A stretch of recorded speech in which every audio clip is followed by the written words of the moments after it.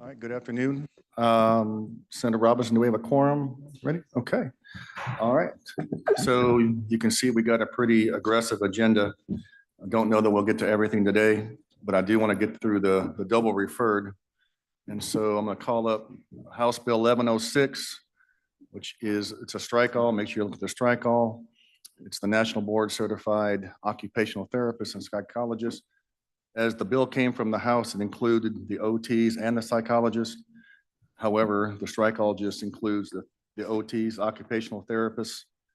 That would actually function to take care of, there are 40 OTs in Mississippi working in the school districts. They are full-time. They do not have outside jobs. And what it would do is it would allow these 40 therapists to get the board certification like our teachers and athletic trainers that we added last year.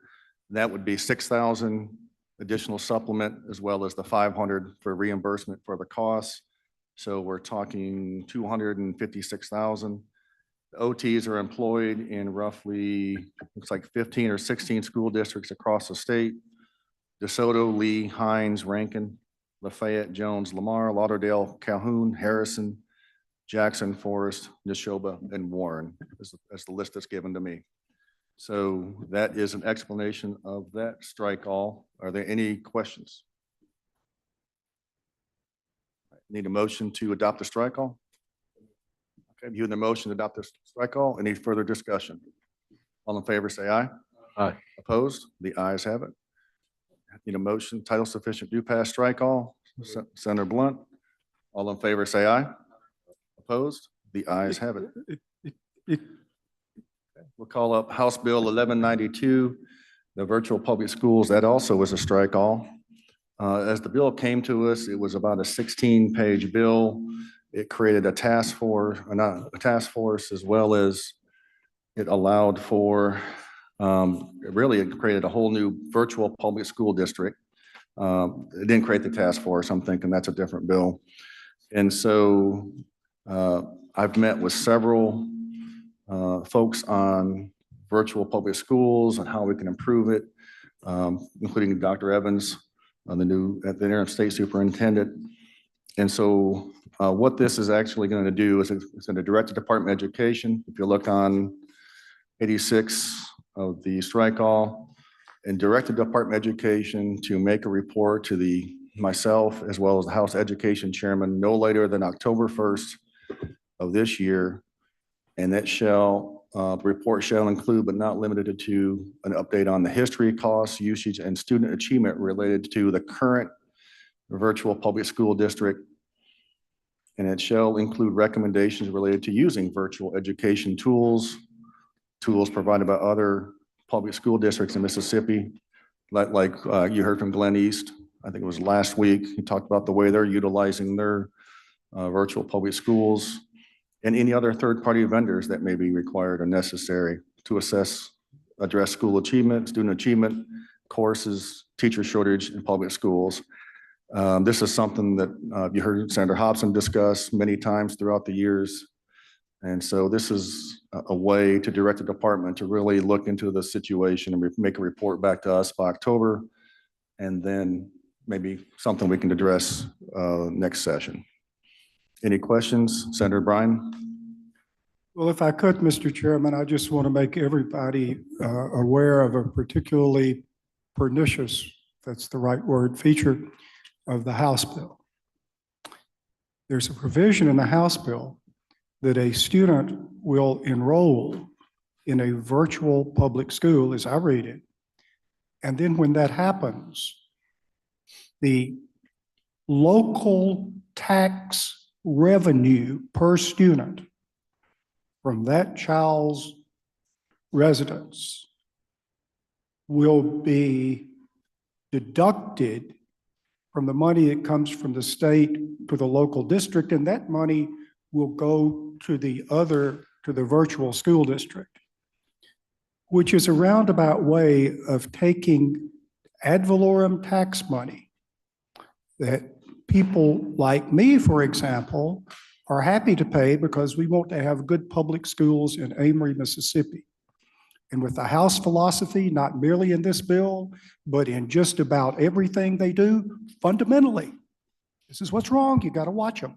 Fundamentally, they don't believe in that.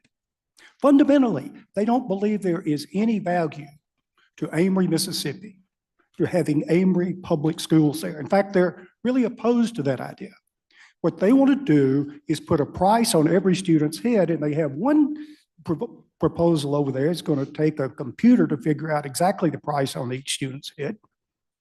And if that student wants to go to a private school, to any place they want to go, you extract the local ad valorem tax money, the money I'm paying in ad valorem taxes in Amory, Mississippi to the Amory public schools. They snatch up a portion of that money and send it off to the school of what's happening now.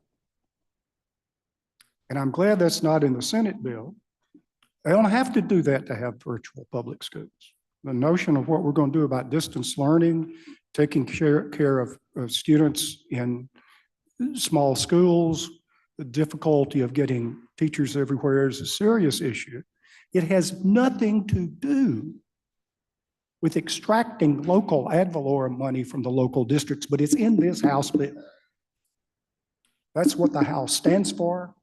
That's what they're trying to do, and you got to watch them like a hawk. Thank you. Thank you, Senator Bryan. And I'll just make a comment on all the double referred bills. They do go to appropriations. And then and that's why we're going to have a meeting tomorrow after appropriations. That way, if that committee makes any changes on any of these, we can take them back up if we so desire. So, but especially on this one, if there's any comments or additions that you'd like to see being made, I have no pride of authorship. So if you see something that might be needed, just let us know. We can do it either now in appropriations or even on the floor. Okay. So if there any further discussion, questions, comments? Okay. I need a motion to adopt the strike all. Move adoption of strike all. Okay. You heard the motion. All in favor, say aye. Opposed? The ayes have it. Title sufficient do pass strike all. All in favor, say aye. Opposed? The ayes have it. The next one up is House Bill 1379. That also is a strike all. That was close to 20 pages. We've narrowed this down to roughly 5 pages.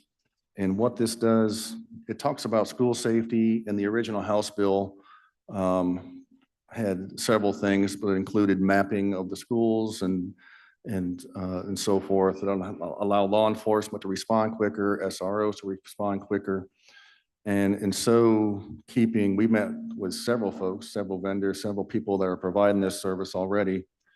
And so I want to keep it alive. And so that's why we just did the strike all to remove all that language on mapping and so forth. We kept the task force in section 2, which is new law.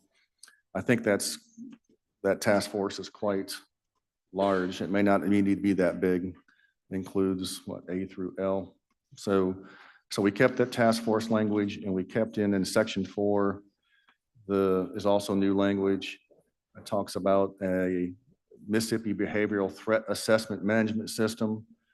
And that just allows districts to help work with the Attorney General, creating a mapping school districts. That way, when I say mapping, that would mean going in, identifying where classrooms are located, all the outbuildings on the campus. And that way, if there was an active shooter type situation, law enforcement or the SROs, they can, have grid coordinates potentially where they can respond to the situation.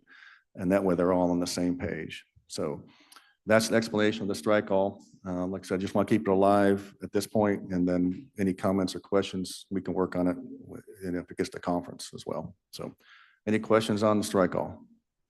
Senator Norwood. Thank you, Mr. Chairman. Mr. Chairman, I see we have the Mississippi School Resource Officers. Are there any provision for a lot of the schools now have police departments on campus and so forth? Are there provisions for them to be involved in this as well? I don't see them on here, but if you want to make an amendment to include them, that'd be fine with me, Senator Norwood. Okay. I'd like to amend I'd like to offer for amendment that would include the school police. Like the high campus school. police, the school campus police? School campus police, yes. Is that what you're looking for? Okay, you got that, Sam? And those are different from resource officers, is that correct? Yes. Okay, all right, yes. All right.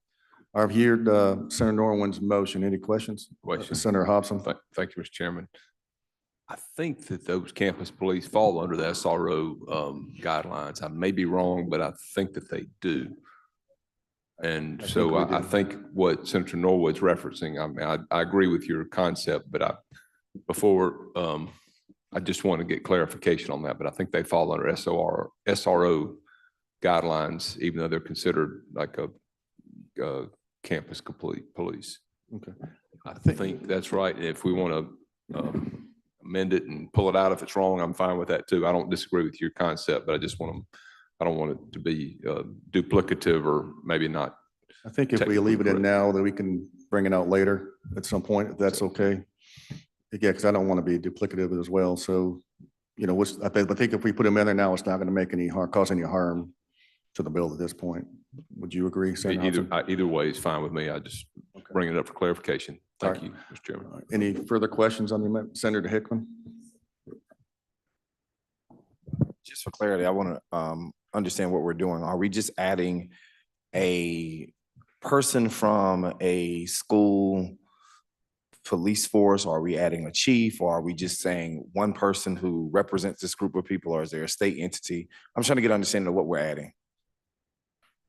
There are other folks that provide security on the schools and so forth, maybe private personnel. Isn't that right, Sam? And so I think previously we may have lumped them in with SRO protection and so forth, but I think what Senator Norwood's amendment is, and correct me if I'm wrong, Senator, is to make sure we include them as potentially part of the task force. Is that right, Senator Norwood?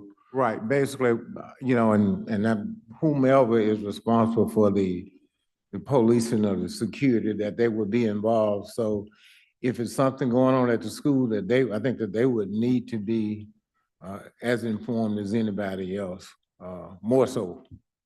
I think everyone, like SROs, would cover all of that.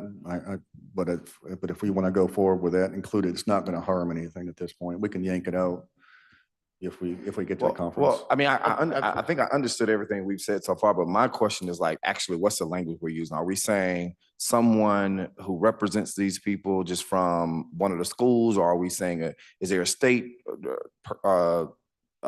you know, association of school police chiefs, or what? Like, who are we adding? That's my only question. Let me ask, that's a better question for Senator Norwood. Do you have can you clarify that for Senator Hickman, Senator Norwood?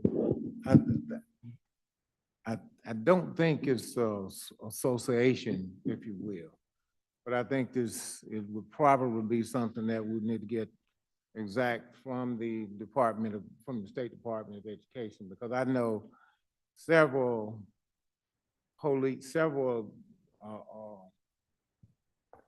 districts, like here in Jackson.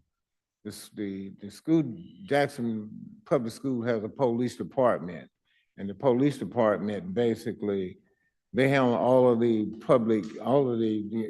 incidents that happen on campus. It doesn't go through the city's police department. So if something is going on, I think that they need to be involved, and there's not a ladder to go up to the State Department of Education. But I think it's probably something that needs to be coordinated. And I'm not, I just want to make sure that if there are regulations that will come down, that it will come down to them. And I don't think that they are tied into the SROs. Okay, I understand. So does that clarify for you, Senator Hickman? So I guess you could say, so that campus police, any other interested party relating to the security of the school campus or something like that? Would that? And I mean, my question is just what specific language we were using to add that. I think Senator Norwood wants to make sure everybody's there at the table that would have an interest in it. Right. And he's got campus police, a police department, Jackson Police Security, I guess, for the school which is not an SRO, is that correct? Right. And then I think, and it may be, school districts may have, I'm sure they'll set up in different manners. So just to make sure that those individuals are represented when whatever the orders are come down. All right. You got that? You can come up with something, Sam?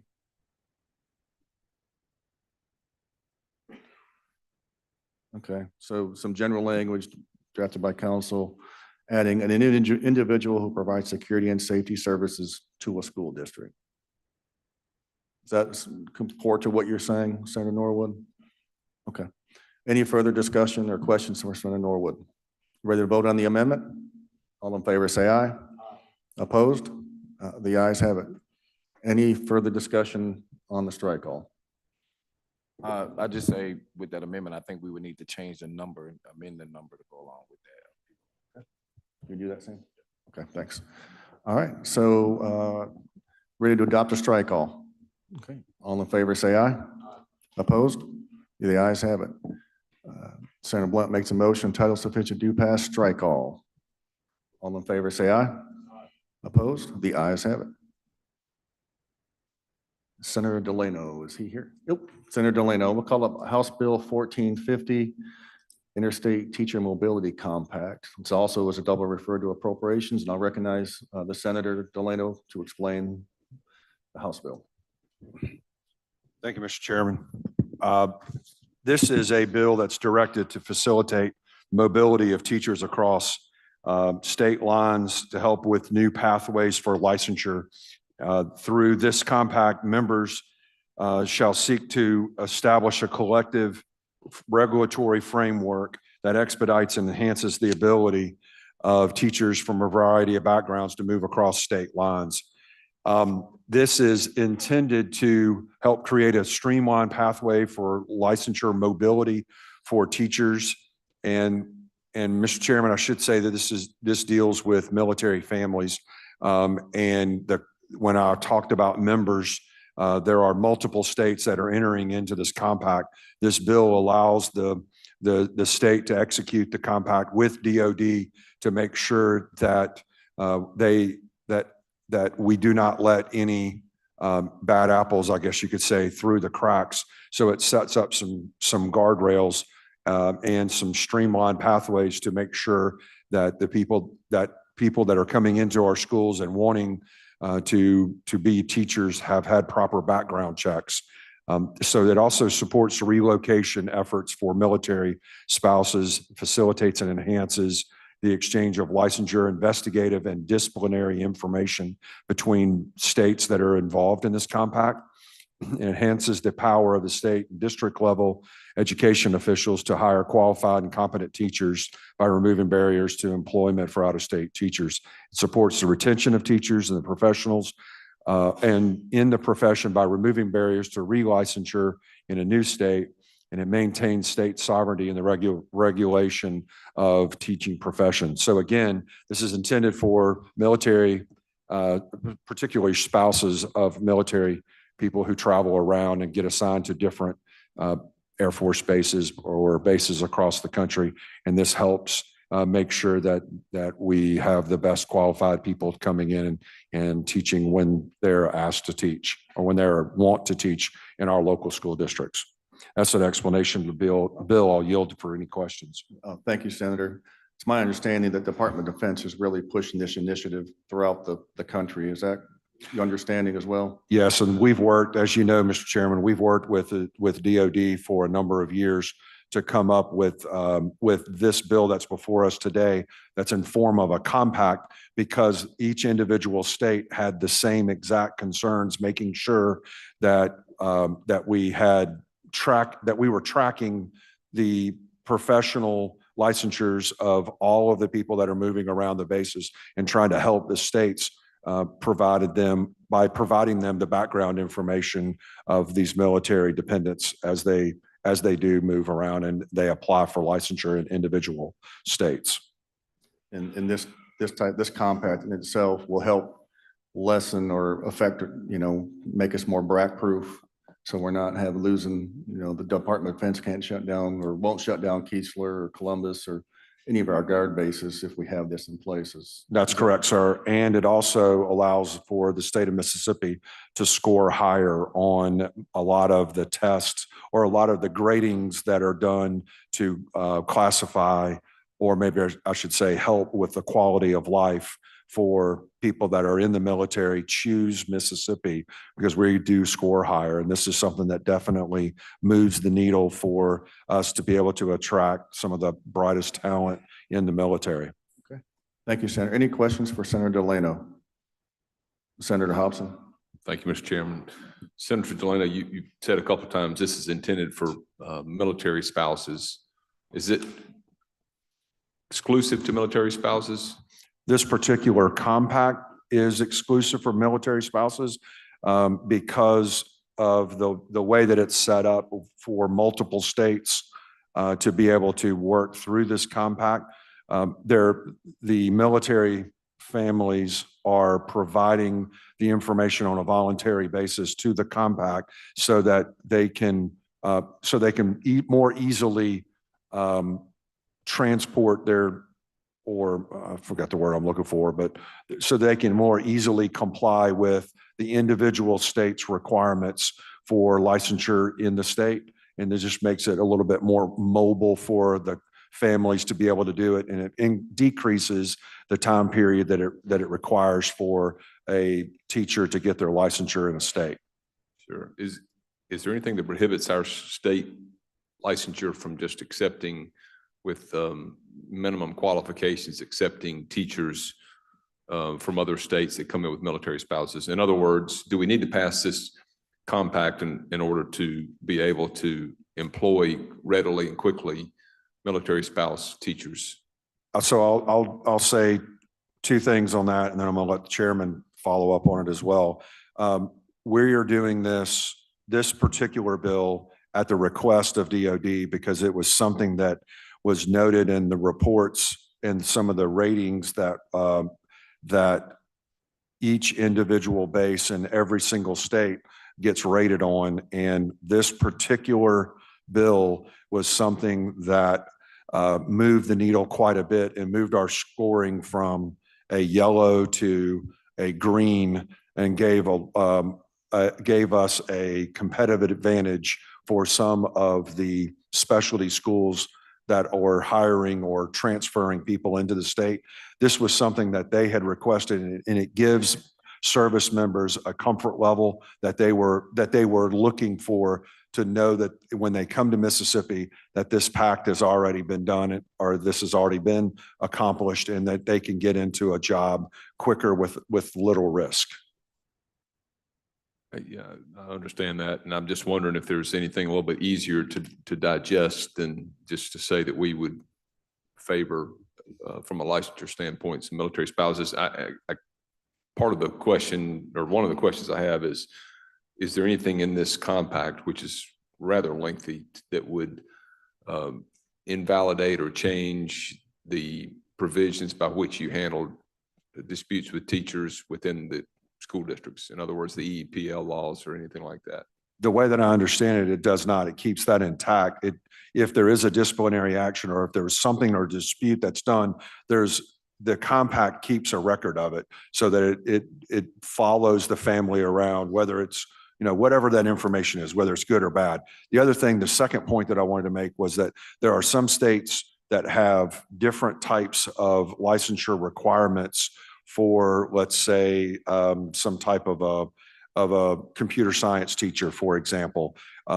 This is kind of like a clearinghouse, as I understand it, for the certifications, and tries to best match from state to state through the compact, more or less keep track of compatibility between the different licensures or the different types of licensure from state to state. And this is just something, again, that's supposed to streamline that and fast track it. But my chairman of appropriations, you're right. There has been quite a bit of work through MDE over the years to try to streamline the portability of licensure and reciprocation of licensure from other states. I think this is just something that was specific to a request that DOD made to the state of Mississippi. And how many other states are in the compact? Everybody's kind of moving forward with this process at the same time. I think last year was the first year that they passed that states were going into this, and it's targeting the states that have DOD bases within their boundaries, but I do not have an answer for you on that right now.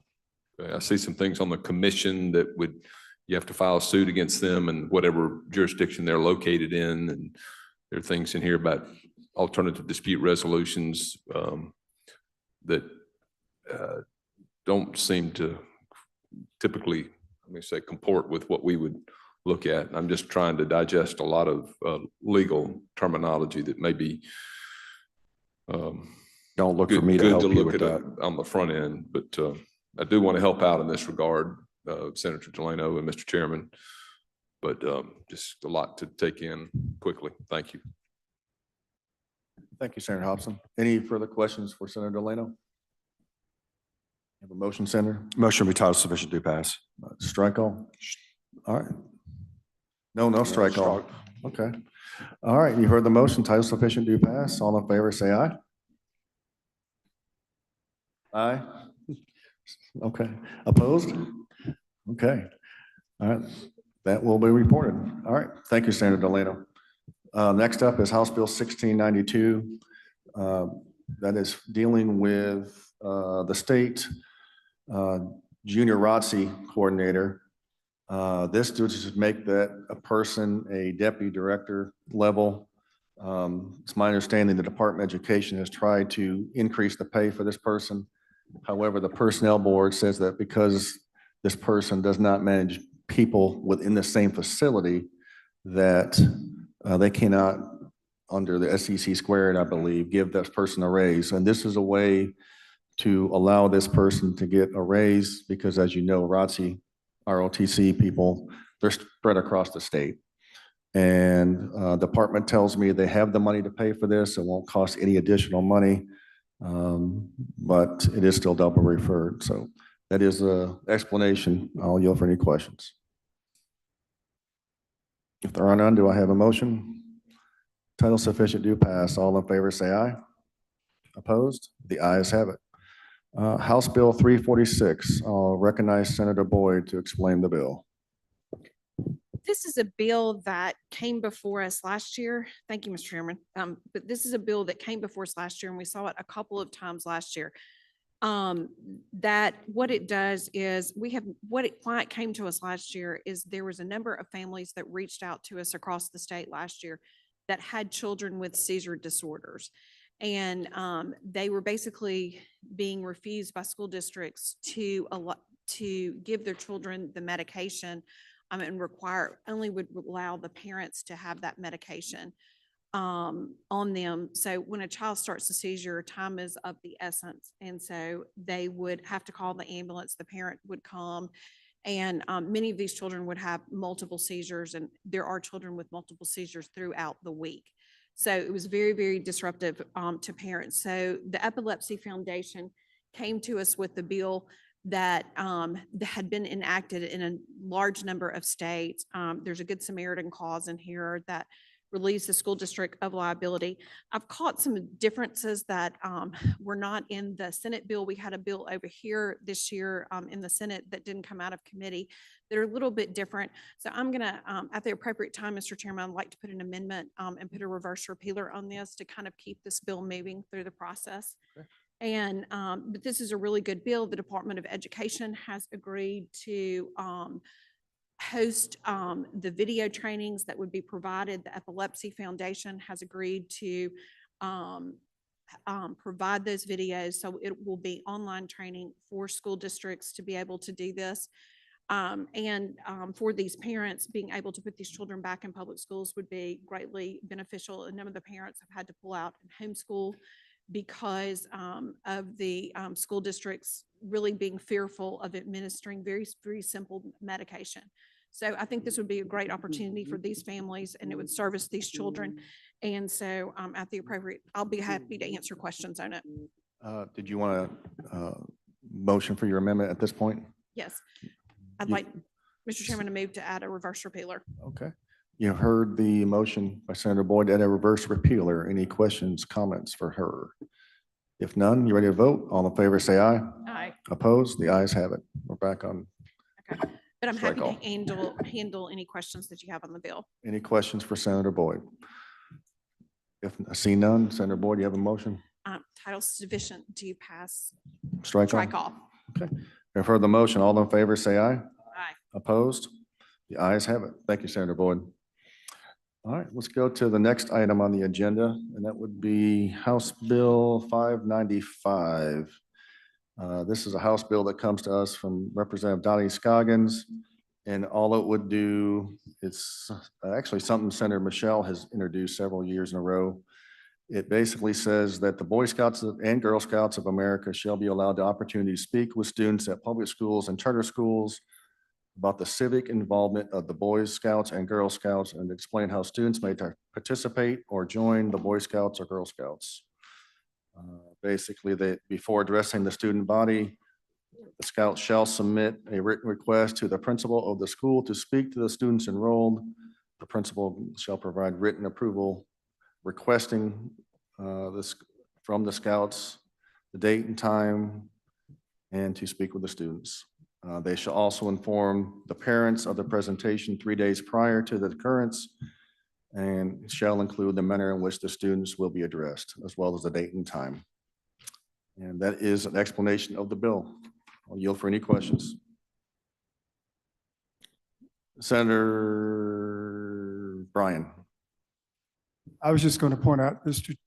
Chairman, that in several places in both the House and Senate bills, we have the construction public school and charter school, or public school or charter school. And I just want to commend whoever did that for at least comprehending that a public school and a charter school are two different animals. Senator Hobson. Thank you, Mr. Chairman.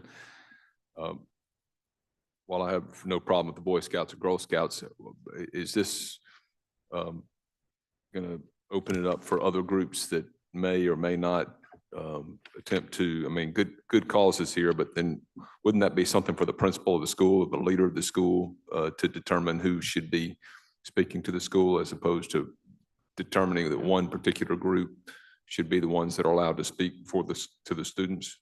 I think that is a concern, and that's why we haven't brought it up for the last several years. However, and the superintendents I've spoken to, they would like to allow for this to happen, but their fear of allowing the other groups in that they don't want to have come speak has prevented them from allowing the Scouts to come in. And so they would feel more comfortable having a statute behind them to back them up. And then they told me they would deal with the other groups at that appropriate time. So. Okay. Well, I mean, they say they would deal with it, but again, I'm sure they have to, But I'm sure they have good school board attorneys that can advise them appropriately. well, looking ahead, it's like it's similar to this, could be similar to the school prayer issue that has folks have dealt with. I mean, we allow it, but you also have to realize that there may be other groups that come, or other religions that come before it. And I just would think this could be a slippery slope. And I just, as a word of caution on the groups, I mean, I think that the principals and authorities there would be able to determine which groups, but once you open it up to one particular group, do you think that's not going to open it up for more claims to say that you're treating them differently? I think there are creative attorneys out there in the state, and they were looking for any way they can sue anybody that has any money at any time. Thank you, Mr. Chairman. Thank you, Senator Hobson. Any further questions, comments, discussion on the bill? Everybody ready to vote? I'll hear a motion on the bill. Okay. Motion is title sufficient, do pass, strike all. All in favor, say aye. Opposed? The ayes have it, barely. You guys awake out there? Do we need to stop for the afternoon? Okay. All right, we can stop. I mean, just for your purposes, we're going to meet tomorrow, like I said, after appropriations, and then Wednesday morning, we're going to take up Dr. Evans, his nomination with 9 o'clock on Wednesday. We're going to bring him before the committee and let you all question him at that point in time. Okay. Let's jump down to something I know we probably all can agree on is House Bill 1341. Senator Delano's got a bill, students of active duty service members and regarding their residency. So if we can just go to House Bill 1341, and I'll recognize Senator Delano go and explain the bill. Thank you, Mr. Chairman. This provides that active duty military personnel that live off of a military installation may choose the school district for their child's attendance. The school district would not be required to provide transportation. The district is, if the district is at capacity at the time of the application for enrollment, they would not be obligated to enroll that student. And the student can only, is only allowed one academic transfer per year. And that's an explanation of the bill. This is something we've continued to work on over the number of years to address some issues across the state, specifically in my district at Keesler Air Force Base. That's an explanation of the bill, and I'll yield for any questions. Okay, thank you, Senator. Any questions for Senator Delano? Seeing no questions, Senator, you have a motion? Motion be title sufficient, do pass. For the motion, title sufficient, do pass. All in favor, say aye. Opposed? The ayes have it. Let's jump up to House Bill 765, the Mississippi Critical Teacher Shortage Act. This is a strike all concerning our Senate bill. And what this does, it extends the repealer, I think 3 years up to 2027, as well as it includes the William Winter, Jack Reed teacher repayment statute that expires this year. So it also has a reverse repealer in it, as it's not double referred, so it would require some appropriation. That's why we have a reverse repealer in it versus just taking up the House bill. So. Okay. Well, Sam tells me we don't have a reverse repeal in it. We need to put that in there. I thought we did that today. Senator Blunt makes a motion for reverse repealer. All in favor, say aye. Opposed? The ayes have it. So now it has a reverse repealer. Any further discussion? Any questions? Okay, seeing none. Okay, title sufficient do pass strike all is the motion. All in favor, say aye. Opposed? The ayes have it. House Bill 1194 is a mirror bill to the Senate bill we passed out. And so it just allows for the release of data that's been aggregated. If you look on line 38 is the effective language. In no case shall the information available to the general public, however, aggregate reporting by the department which does not disclose any personal identifiable information is permitted. It's the same bill, just different wording, but that is an explanation of the bill. It is a department bill. So Holly is here. She can answer any questions if y'all have any. So you awake back there, Holly? Okay, thank you. All right, just checking. All right. All right, any questions on the bill? I have a motion. Title sufficient do pass. All in favor, say aye. Opposed? The ayes have it. Okay, let's jump down to the last one for the day, House Bill 1669. It is also a mirror bill of the one that we passed in the Senate. And it just I guess, adds to the TA qualifications. Don't see it in front of me. You have it. Okay, it is a strike all. Includes the same language as ours that we passed. And that language is on.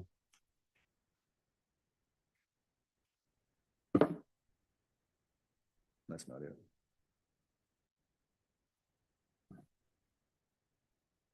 Okay. That is not it, I don't believe. Okay. That's 1696. No, I called up 1669. You got it? Okay.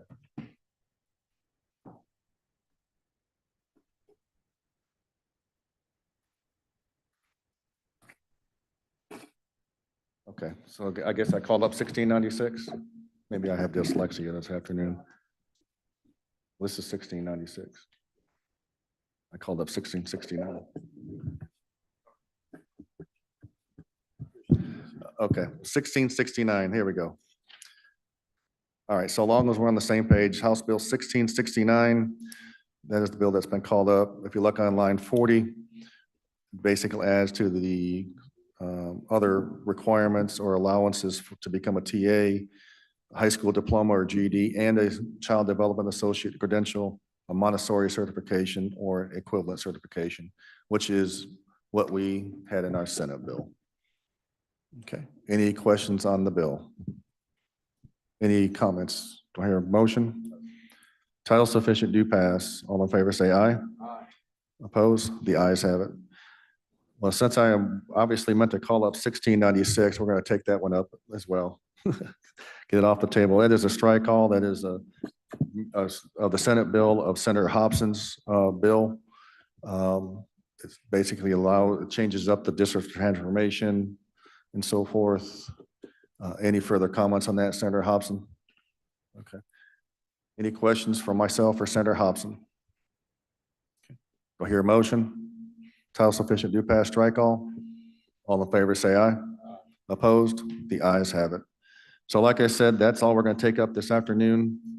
We'll have another meeting tomorrow after appropriations in case something gets sent back to us. Handle a few more bills left on the calendar. We'll take that up, I think, at 4 o'clock. And then Wednesday morning will be Dr. Evans. And that will be it. Anything further by the committee? Hear a motion of rise and report? Rise and report. Thank you, Joe. Thank you, everyone.